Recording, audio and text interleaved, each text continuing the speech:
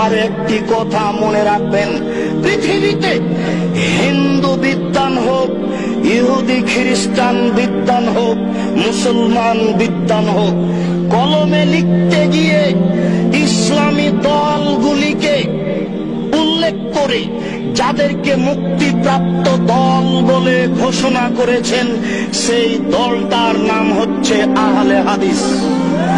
বিশ্বাস করুন, বিশ্বাস করুন, আমার এই ভাঙাচুরা বিদ্যায়, আমার এই টুটা ফাটা বিদ্যায় আমার জানা নাই পৃথিবীর কোন হিন্দু বিদ্বান, পৃথিবীর কোন খ্রিস্টান বিদ্বান, পৃথিবীর কোন ইহুদি বিদ্বান, পৃথিবীর কোন মুসলমান বিদ্বান, লাখো ইসলামী দল আছে, আহলে হাদিস ব্যতীত আর কোন দলকে মুক্তিপ্রাপ্ত দল বলে কলমে ধরেছে এটা আমার জানা নেই।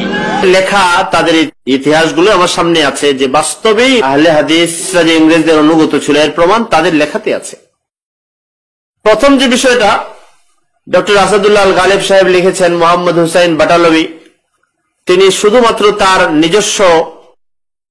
তার নিজস্ব প্রচেষ্টায় ইংরেজ সরকারের সাথে এই সম্পর্কটা হয়েছিল। এর বড় চমৎকার ইতিহাস আমাদের সামনে আছে, যে জিনিসটা এখান থেকে আলোচনা থেকে ডক্টর আসাদুল্লাহ আল গালেব সাহেবের আহলে হাদিস আন্দোলন বইয়ে 275 নম্বর পৃষ্ঠায়, এখান থেকে তিনি বোঝা যায় যে ডক্টর আসাদুল্লাহ গালেব সাহেব জানতেন মোহাম্মদ হুসাইন বাটালভি ইংরেজদের সাথে তার কি সম্পর্ক ছিল, কিভাবে তিনি ইংরেজদের আনুগত্য করেছিলেন, কিন্তু বিষয়টাকে তিনি ছাপিয়ে গেছেন, আড়াল করে গেছেন। তিনি বুঝাতে চেয়েছেন যে এটা তার একদম নিজস্ব ব্যাপার ছিল। আল্লাহর মেহেরবানি, আল্লাহ তাআলার খাস মেহেরবানি, সেই মোহাম্মদ হুসাইন বাটালভি প্রকৃত অর্থে যিনি ভারত উপমহাদেশে আহলে হাদিসদের প্রচার প্রসার প্রতিষ্ঠা যিনি করেছেন, তিনি একটি পত্রিকার সম্পাদক ছিলেন, যে পত্রিকার মাধ্যমে আহলে হাদিসের ব্যাপক প্রচার ঘটিয়েছিলেন। পত্রিকাটির নাম ছিল ইশাআতুস সুন্নাহ। আল্লাহর মেহেরবানি, আমার কাছে এই ইশাআতুস সুন্নাহর কিছু কপি আল্লাহর মেহেরবানি পাকিস্তান থেকে আমরা সংগ্রহ করতে পেরেছি, এটা আল্লাহর অনেক বড় দান। সেই কপিগুলোর মধ্যে যে তথ্যটা ডক্টর আসাদুল্লাহ গালেব সাহেব লুকাতে চেয়েছেন, সেই তথ্যটা একদম পরিষ্কার ভাবে আমাদের সামনে এসে গেছে। দেখতে ইশাআতুস সুন্নাহ আন-নববিয়্যা 11 খণ্ড 11 সংখ্যা 1, এই সংখ্যাটা আমার সামনে আছে। আমি এখান থেকে মোহাম্মদ হুসাইন বাটালভি সাহেব ইংরেজদের সাথে কি সম্পর্ক ছিল এবং এটা কি তার একা ছিল না সকলে মিলে ছিল, এই বিষয়ে সরাসরি মোহাম্মদ হুসাইন বাটালভির বক্তব্যগুলো আপনাদেরকে পড়ে শোনাচ্ছি। ভারত উপমহাদেশে যখন ইংরেজ বিরোধী জিহাদ চলতেছে, তখন ইংরেজরা যারা ইংরেজ বিরোধী জিহাদ করে তাদেরকে ওয়াহাবি নাম দিয়ে তাদের বিরুদ্ধে বিভিন্ন রকমের পদক্ষেপ গ্রহণ করছিল।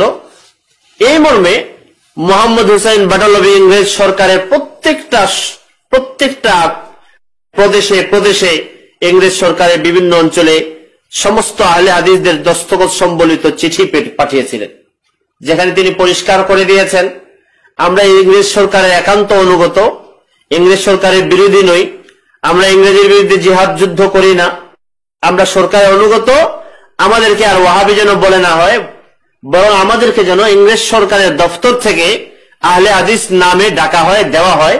এই সংক্রান্ত চিঠিটা মোহাম্মদ হুসাইন বাটালভি তার প্রকাশিত ইশাআতুস সুন্নাহ পত্রিকায় নিজে লিখেছেন।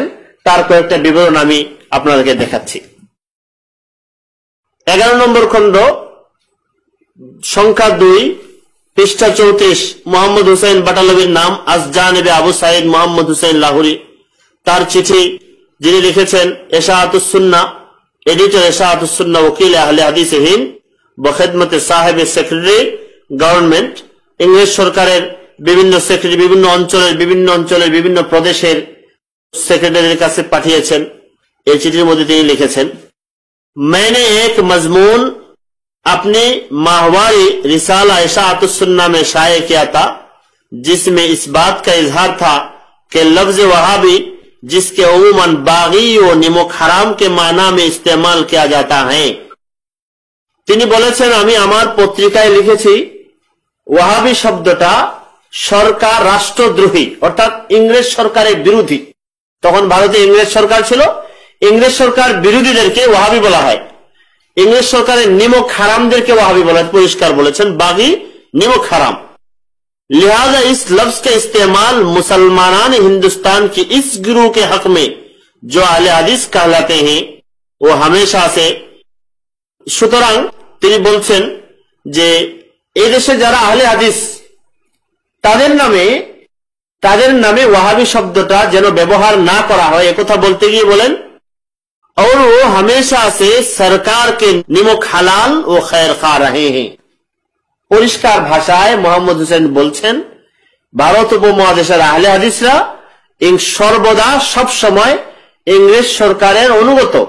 তার ভাষা ছিল নিমক হালাল, ইংরেজ সরকারের বড় অনুগত, খায়ের খা, ইংরেজ সরকারের বিরুদ্ধে জিহাদ করবে দূরের কথা, ইংরেজ সরকারের কল্যাণকামী ছিল। আমার বক্তব্য না, এটা আমার বক্তব্য না।